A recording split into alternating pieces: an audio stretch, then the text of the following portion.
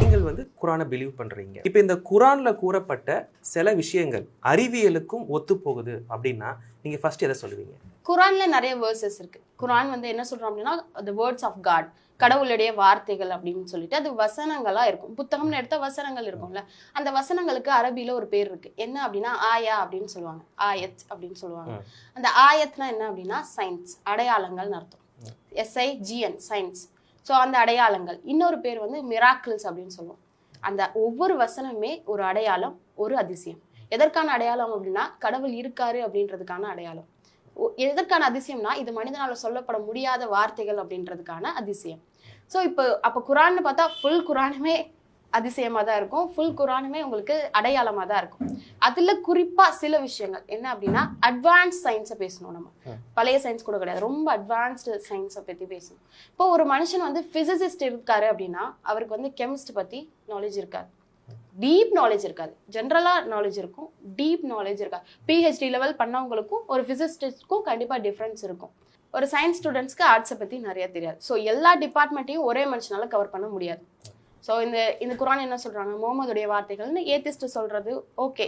அப்படி சொன்னாங்க அப்படின்னா, அப்படி முகமதுடைய வார்த்தைகளாக இருந்ததுன்னா, ஸல்லல்லாஹு அலைஹி வஸல்லம் வார்த்தைகளாக இருந்தது அப்படின்னா ஒரு மனுஷனே எல்லா டிபார்ட்மெண்ட்டை பற்றி பேசியிருக்க முடியாது. ஸோ இப்போ நம்ம வந்து ஒரு 5 டிபார்ட்மெண்ட்டை பற்றி பேசலாம். 5 விஷயங்கள்: physics, chemistry, embryology, geology and நம்மளுடைய ஹிஸ்ட்ரி. இதெல்லாம் பேசுவோம். ஃபிசிக்ஸ் தெரிஞ்சவங்களுக்கு கெமிஸ்ட்ரி தெரியாதுன்னு சொன்னோமா? ஃபிசிக்ஸில் பிக் பேங் தியரி எப்போ கண்டுபிடிக்கப்பட்டது? 1930களில். அப்போ தான் வந்து பிக் பேங் தியரியை ஃபிசிசிஸ்ட் கண்டுபிடிக்கிறாங்க. என்னன்னா இந்த பூமி, இந்த யூனிவர்ஸ் எல்லாமே ஆட்டோமேட்டிக்காக இருந்தது கிடையாது.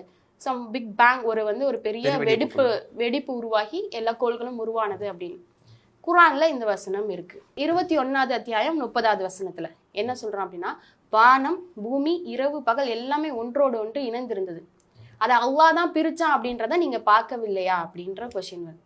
ஸோ வானம், பூமி எல்லாமே ஒன்னாதான் இருந்தது, அதை செப்பரேட் பண்ணி பிரிச்சு எடுத்த அதுக்கப்புறமா தான் பிரிச்சு எடுக்கப்பட்ட பிறகுதான் இந்த உலகம் வந்தது அப்படின்ற ஒரு விஷயம். ஸோ அந்த பிக் பேங் தியரி வந்து இப்போ 1930களில் கண்டுபிடிச்சது. எப்படி 1455 வருஷத்துக்கு முன்னாடி ஒரு மனிதனால சொல்ல முடியும்? யார் சும்மா ஒரு பேச்சு வாக்கில் இதெல்லாம் சொல்லிட முடியாதுல்ல. ஸோ ஃபிசிக்ஸ் வந்து இன்னைக்கு இருக்க அட்வான்ஸ் சயின்ஸுக்கும் குரானுக்கும் எந்த ஒரு மாற்றமும் இல்லாமல் இருக்கு அப்படின்றதுக்கான அடையாளம் எது? கெமிஸ்ட்ரி பார்த்தோம்னா மினரல்ஸ் தெரியும் நமக்கு, தனிமங்கள் அதெல்லாம் வரும், உலோகம், தனிமம், அந்த மாதிரி விஷயங்கள்லாம் வரும். ஸோ 1923 சம்திங், 23 to 25 என்ன கண்டுபிடிக்கிறாங்க அப்படின்னா, இந்த இரும்பு தனிமத்தை நம்மளால உருவாக்கவே முடியாது. ஒரு இரும்பு ஃபெரஸ் அப்படின்ற ஒரு அயன் உருவாகணும் அப்படின்னா அதுக்கு தேவைப்படக்கூடிய ஏற்புடைய கொள்நிலை எவ்வளவு இருக்கணும் அப்படின்னா 100 மில்லியன் டிகிரிஸை விட அதிகமா இருக்கணும் ஒரு இரும்பு தனிமத்தை உருவாக்குறதுக்கு. அப்போ என்ன சயின்டிஸ்ட்லாம் ஃபைண்ட் பண்றாங்க அப்படின்னா, இது எங்கோ ஸ்பேஸ்ல இருந்து வந்திருக்கு, ஸ்பேஸ்ல இருந்து இந்த உலகத்துக்கு இரும்பு வந்திருக்கு அப்படின்னு. குரான்ல அந்த வசனம் இருக்கு. 57வது அத்தியாயம் 25வது வசனம். ஹதீத் அப்படின்னே இந்த அத்தியாயத்துக்கு பேர், இரும்பு அப்படின்னே, இரும்பு தான் அப்படின்ற டாபிக்லேயே அந்த அத்தியாயம் இருக்கு. என்ன அப்படின்னா, இரும்பை நாம் இறக்கினோம் அப்படின்னு வரும். இரும்பை நாம் இறக்கினோம், அதாவது வேற எங்கேயோ இருந்து வந்து பூமிக்கு இறக்கினோம், அதுல உங்களுக்கு நிறைய பயன்கள் இருக்கு அப்படின்ற வார்த்தை வரும். ஸோ இரும்பு அப்படின்றது இங்க உருவானது இல்லை, வேற எங்க இருந்தோ வந்தது அப்படின்றத 1455 வருஷத்துக்கு முன்னாடி எப்படி சொல்ல முடியும்? ஸோ ஃபிசிக்ஸோடைய இன்டெப்தா இருக்கட்டும், கெமிஸ்ட்ரியோட இன்டெப்தா இருக்கட்டும். தென் பயாலஜிக்கு மூவ் பண்ணலாம். பயாலஜின்னு வரும்போது எம்ப்ரியாலஜி. பயாலஜியில நிறைய விஷயங்கள் நம்மளே பேச முடியும். உடல் உறுப்புகளை பத்தி பேசலாம், மனிதனுக்குள்ள உறவுகளை பத்தி ஈஸியா பேசிடலாம். எம்ப்ரியாலஜியை பத்தி ஈஸியா பேச முடியாது. கரு எப்படி உருவாகுது, ஏன்னா அது கண்ணுக்கு தெரியாத விஷயம். ஒரு தாயோடைய கருவுக்குள்ள உருவானது.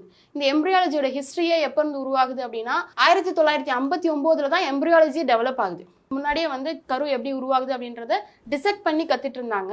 அதுக்கப்புறம் ஸ்கேனிங் சிஸ்டம்லாம் வரும்போது எப்படி வந்து கரு உருவாகுது அப்படின்றத கண்டுபிடிச்சாங்க. ஆனா 1455 வருஷத்துக்கு முன்னாடி குரான்ல இருக்கக்கூடிய வார்த்தைகள் என்னது? 23வது அத்தியாயம் 12ல இருந்து 17 வரை ஒவ்வொரு ஸ்டெப் பை ஸ்டெப்பா வந்து எப்படி கரு உருவாகுது அப்படின்றத வந்து அல்லாஹ் சொல்றோம். என்னன்னா ஃபர்ஸ்ட் வந்து அது வந்து ஒரு இரத்த கட்டியோட நிலைமையில, அட்டைப்பூச்சி போன்ற இரத்த கட்டி. அட்டைப்பூச்சி எப்படி இருக்கும்னு நமக்கு தெரியல, அது மாதிரி ஒட்டிட்டு இருக்கக்கூடிய இந்த மாதிரி இவ்வளோ இன்டீட்டெயில்டா எப்படி சொல்லுங்க, ஒரு கருல ஊம்புல அதோடைய ஃபர்டிலைஸ்டான ஒரு ஓவம் எப்படி இருக்கும் அப்படின்னா ஒரு அட்டைப்பூச்சி மாதிரி ஒட்டிட்டு இருக்கும் அப்படின்றது வந்து இன்னைக்கு இருக்க சயின்ஸ்ல நம்ம ஸ்கேன் ரிப்போர்ட்லயே நம்ம பார்த்தோம் அப்படின்னா தெரியும். ஸோ அந்த நிலைமையில ஃபர்ஸ்ட் உருவாகுது. அது எப்படி உருவாகுது அப்படின்னா நுத்துஃபா அப்படின்ற வேர்டை சொல்லியிருப்பான்லாம். நுத்துஃபா அப்படின்னா என்னதுன்னா 2 திரவங்கள் சேர்க்கிறது. ஆப்போசிட் ஜெண்டர்ஸ் இருக்கக்கூடிய திரவங்களை 2 திரவத்தை நம்ம சேர்த்தோம்னா நுத்துஃபா அப்படின்னு சொல்லுவோம்.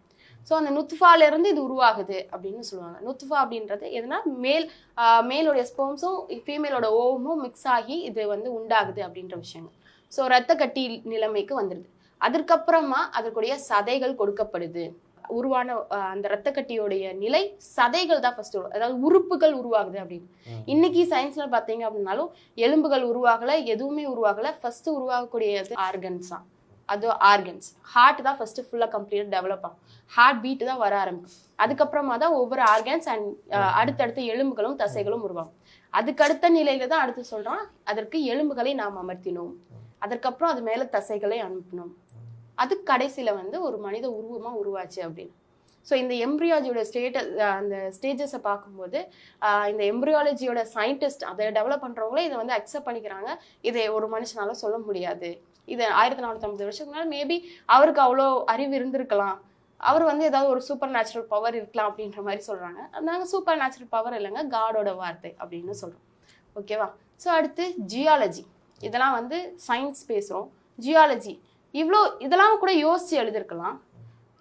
உலகத்துல இருக்கக்கூடிய விஷயத்த எப்படி யோசிச்சு நம்மளா ஒரு கற்பனையில எழுத முடியாது தானே. கடலுக்கு நடுவுல ஒரு தண்ணி இருக்கு. நம்ம தண்ணியோட நேச்சர் தெரியும். ஒரு உப்பு தண்ணியும் நல்ல தண்ணியும் கலந்தீங்கன்னா என்ன ஆகும்? உப்பாயிரும். ஆமா, ஆட்டோமேட்டிக்கா அது உப்பாயிரும். அது ஹை கான்சென்ட்ரேட்டட் உப்புல இருக்கக்கூடிய தண்ணியை நார்மல் ட்ரிங்கிங் வாட்டர்ல கலந்தோம்னா கம்ப்ளீட்டா அது உப்பாயிரும். ஸோ அதை பிரிக்கக்கூடிய நேச்சர் கிடையாது. வாட்டர் மாலிகுல்ஸ்க்கு அந்த நேச்சர் இருக்கு. அந்த H2O ஒவ்வொன்றையும் அட்ராக்ட் பண்ணக்கூடிய நேச்சர் இருக்கு.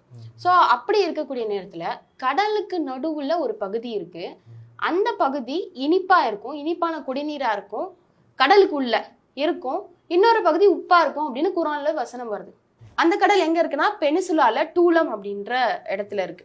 ஒரு மெக்சிகோல இருந்து 15 கிலோமீட்டர் தாண்டி கடலுக்குள்ள போகும்போது 150 அடி ஆழத்துக்கு கீழே, கடலுடைய 150 அடி ஆழத்துக்கு கீழே ஒரு ரிவர் ஓடுதான்.